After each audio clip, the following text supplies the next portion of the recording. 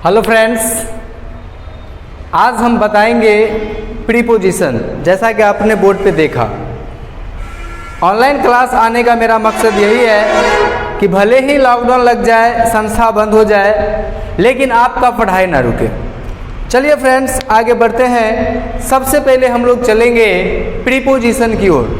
सबसे पहले ये जानना है व्हाट इज प्रीपोजिशन, प्रीपोजिशन होती क्या है। ठीक है, तो प्रीपोजिशन समझने के लिए हमें कुछ बातें ध्यान रखना पड़ेगा, जैसा कि डेफिनेशन आपके बोर्ड पे दिया गया है। चलिए लेट्स हैव प्रीपोजिशन।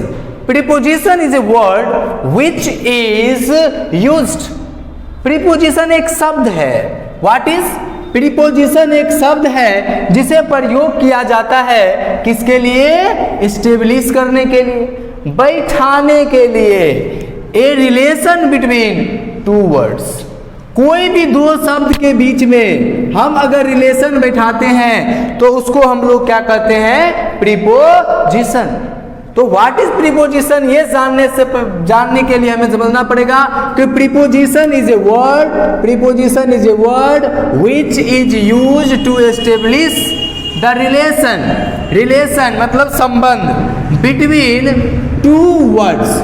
दो ठो शब्द के बीच में जो रिलेशन बैठाएगा उसको हम लोग प्रीपोजिशन कहेंगे। ठीक है, तो ध्यान रखना है फ्रेंड्स कि प्रीपोजिशन एक ऐसी शब्द है जो दो शब्द के बीच में क्या करते? रिलेशन को बैठाती है। तो मेरा मकसद यही है ऑनलाइन पढ़ाई की कि आप घर बैठे पढ़ें, कोई दिक्कत नहीं है, आपका पढ़ाई ना रुके।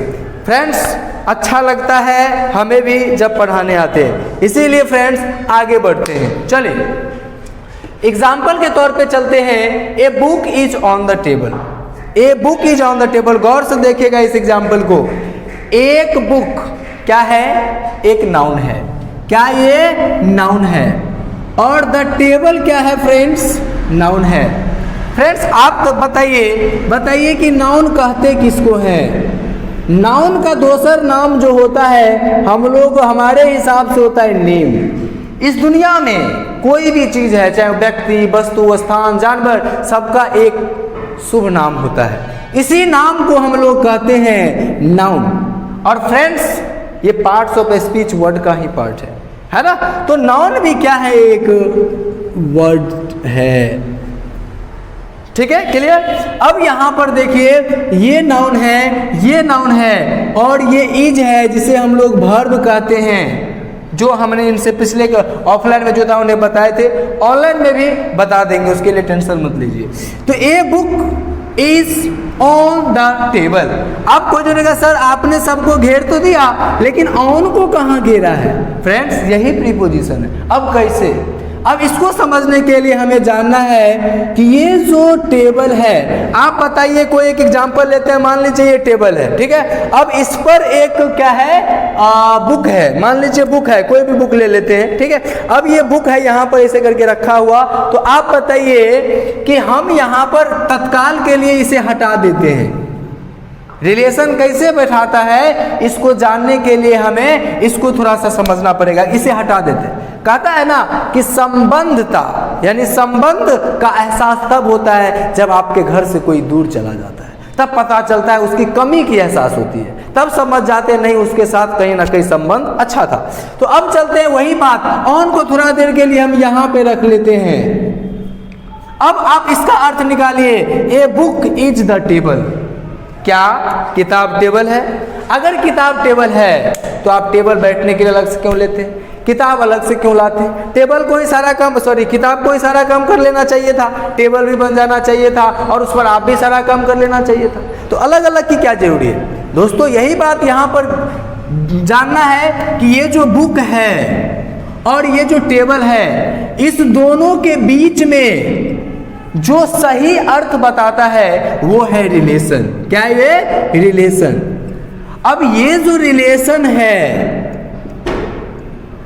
जिसको हम लोग संबंध कहते हैं, वो द टेबल को और ए बुक अलग अलग वस्तु है। ए बुक अलग है, ए टेबल अलग है, ठीक है। इस दोनों के बीच में जो संबंध बैठाता है, इस दोनों को पूरा पूरा अर्थ कौन देता है? तो केवल ऑन। अगर ऑन को हटा देते हैं इसका अर्थ हो जाता है एक किताब एक टेबल है। अब बताइए किताब टेबल है? नहीं है। तो इनसे हमारा सेंटेंस भी गलत हो जाता है। इसलिए preposition is the very very important chapter to the view of examination, to the view of sentence making. Okay?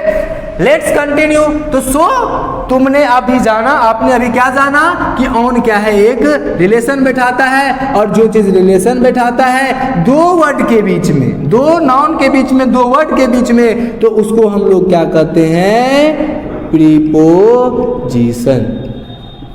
आशा है कि ये एग्जाम्पल आपको समझ में आया होगा। आगे बढ़ते हैं, चलिए।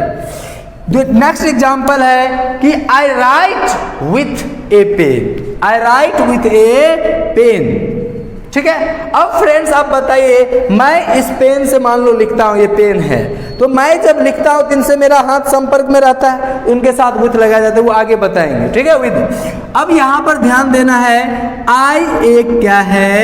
वर्ड है, जो प्रोनाउन के रूप में यहां आया है। किसके रूप में आया है? प्रोनाउन। अब ए पेन यानी पेन क्या है? आपका एक नाउन, जो एक वर्ड ही है। तो फ्रेंड्स हम कहते हैं आई राइट ए पेन। इसका मतलब क्या? आई राइट ए पेन, इसका मतलब मैं एक पेन लिखता हूं, मैं एक पेन लिखता है, इसका अर्थ ये हो जाता है। लेकिन इसका अर्थ होता है मैं पेन से लिखता हूं। मैं पेन नहीं लिखता, बल्कि पेन से लिखता हूं, पेन का सहारा लेता हूं और कोई भी चीज लिखता हूं। तो ध्यान देना इस बातों को कि I write with a pen, ठीक है। तो फ्रेंड्स ये पेन एक वर्ड है, आई एक वर्ड है, मैं एक पेन से लिखता हूं। तो ध्यान देना है कि ये भी एक वर्ड है, ये भी एक वर्ड है, और दोनों के बीच में रिलेशन बैठाने का काम कौन करता है? विद। इसीलिए क्या है? प्रीपोजिशन। अब ये क्या है भाई? तो ये एक वर्ब है। मैंने इनसे पिछले क्लास में डिस्कस किया था, verb is two types, main verb and helping verb. तो मेन वर्ब होती है एक्शन वर्ड, जिसमें हमारा शरीर गति में आता है, जैसे चलना, बोलना, हंसना, रोना, खाना, पीना, और राइट मतलब लिखना। तो लिखने में मेरा शरीर गति में आता है, इसलिए इनको वर्ब कहते हैं, एक्शन वर्ड भी कहते हैं, और इसी को मेन वर्ब भी कहते हैं। फ्रेंड्स नेक्स्ट एग्जाम्पल चलते हैं। I am on the floor, roof. I am on the roof. Roof का मतलब फ्रेंड्स होता है छत। क्या होता है? छत।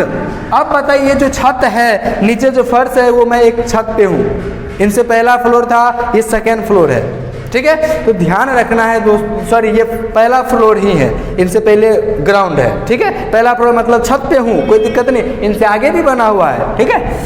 तो मान लीजिए आई जो है, आई एक वर्ड है जो कि प्रोनाउन के रूप में आया है। Parts of speech is very important. Parts of speech काफी इंपॉर्टेंट होता है फ्रेंड्स, पार्ट्स ऑफ स्पीच को ध्यान रखना है। तो I am on the roof. अब यहाँ पर रूफ मतलब छत, छत एक क्या है? नाउन है, और नाउन हो कि कुछ भी हो, वो वर्ड का ही पार्ट है, ठीक है। तो अब ध्यान देना है, आई और रूफ के बीच में जो रिलेशन बैठाने का काम करता है, वो कौन करता है? ऑन। तो इसको हम लोग क्या कहते हैं? प्रीपोजिशन। ये क्या आपका? हेल्पिंग वर्ब, और ये क्या आपका? आर्टिकल, जिसे हम लोग डिटरमिनर भी कहते हैं। अब यहाँ पर ध्यान देना है, I am on the roof. अब इसमें कैसे रिलेशन बैठाता है? अगर हम ऑन को हटा देते हैं, देखो कैसे रिलेशन बैठाते हैं, इसको जानना बिल्कुल आसान है। केवल प्रीपोजिशन को वहां से हटा लीजिए, कमी महसूस होगा, बोलेगा वाह सच में रिलेशन, उनके बिना सेंटेंस ही खराब है, पूरा घर खराब हो जाएगा उसके बिना।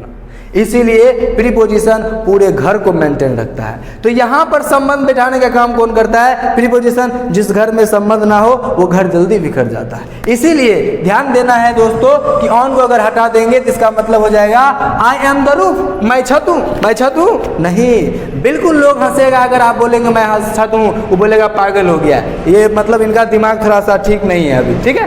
तो इस तरीका से रिलेशन नहीं बैठ पाता है। इसीलिए यह देने से इसका अर्थ और इसका अर्थ दोनों को संबंध बैठा करके पूरा का अर्थ अच्छा कर देता है। इसीलिए फ्रेंड्स ये क्या हमारा ऑन एक प्रीपोजिशन है। ठीक है। नेक्स्ट एग्जांपल है the fan is above my head. अब आप बताइए द फैन क्या है? फैन मतलब पंखा, फैन एक नाउन है।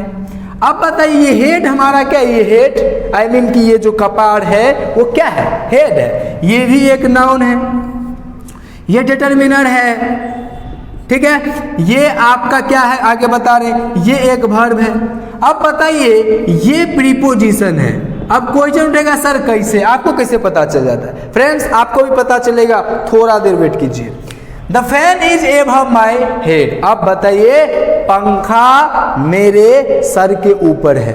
अब आप ही बताइए पंखा जब आपके सर के ऊपर है तो पंखा कैसे रहता है? मान लीजिए ये आप हो, ये कौन हो? आप हो।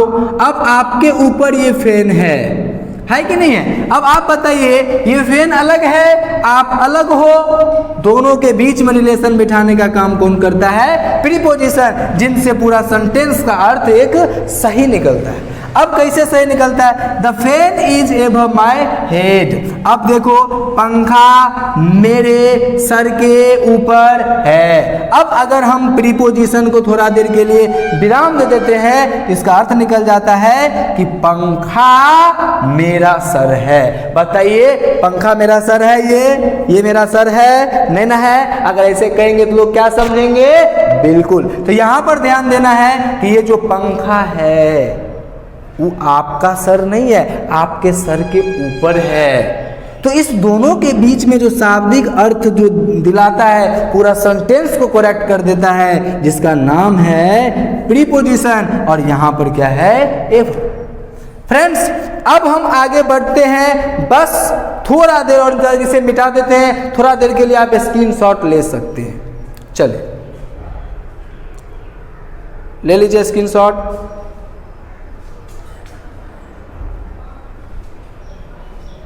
बिल्कुल फ्रेंड्स ले लिए होंगे स्क्रीनशॉट। आगे बढ़ते हैं। मिटा दें? बिल्कुल मिटा दें। ठीक।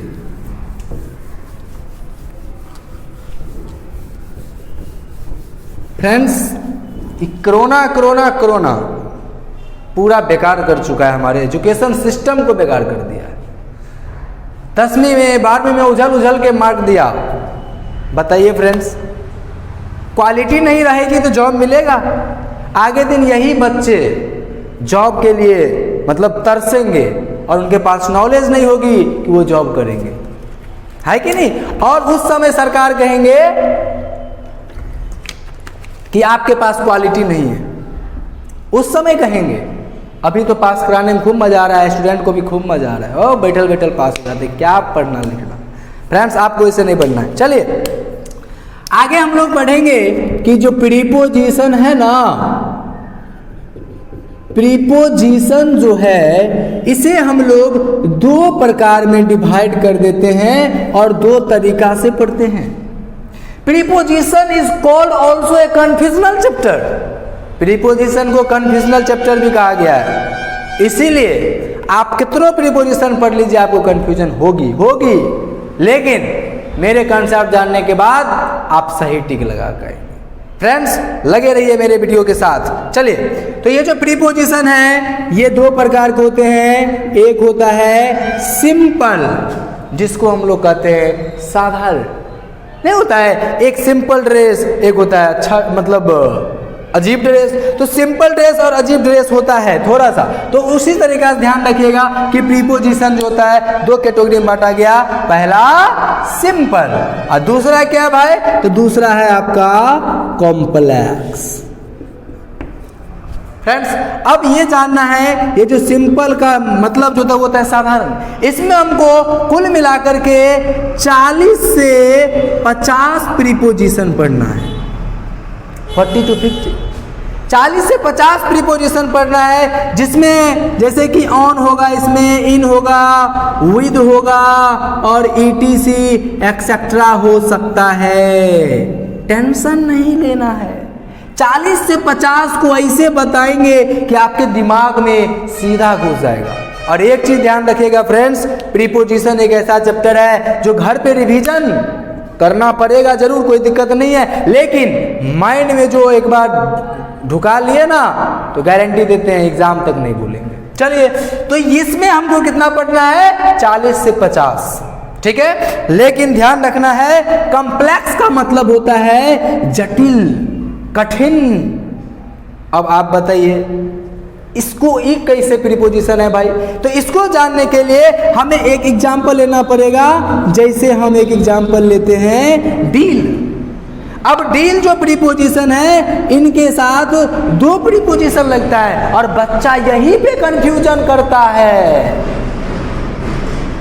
ठीक है। चाहे वो आप SSC, bank, railway, NTPC, MTS, कुछ होगा एग्जाम लीजिए आप, अगर इंग्लिश है उसमें तो कंफ्यूजन करेगा।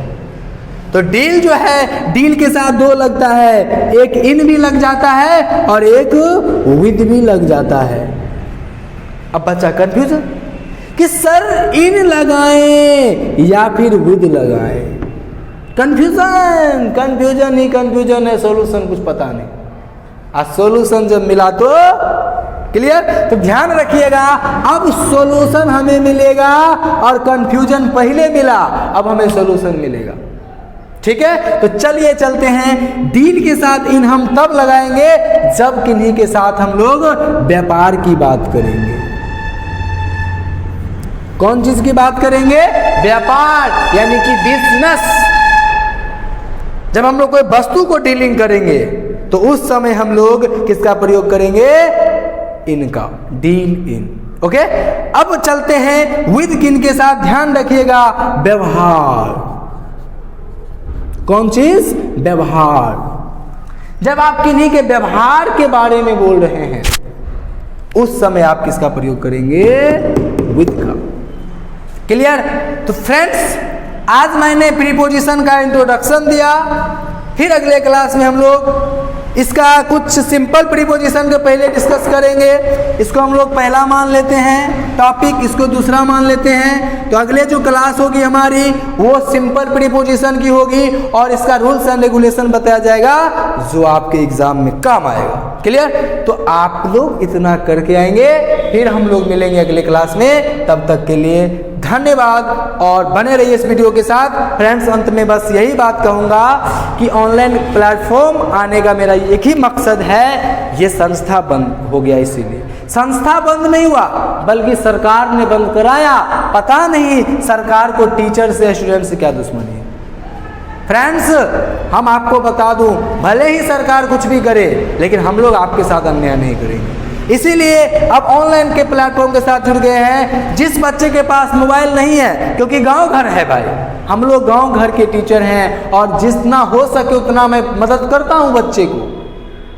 यहाँ पर जो मतलब क्या कहते हैं, एक चौक है, ये कोई शहर नहीं है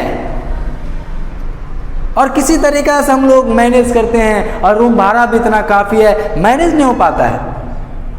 इन सबको दुख को समझते हुए आप लोग पढ़ें, आप लोगों की सफलता ही मेरा विजन है ना। Your success is our vision, English with me, it means कि मुकेश सर। चलिए, ये टैगलाइन आप ध्यान रखिएगा, ये ध्यान रखिएगा। फिर हम लोग मिलेंगे नेक्स्ट क्लास के साथ, तब तक के लिए शुक्रिया, बाय बाय।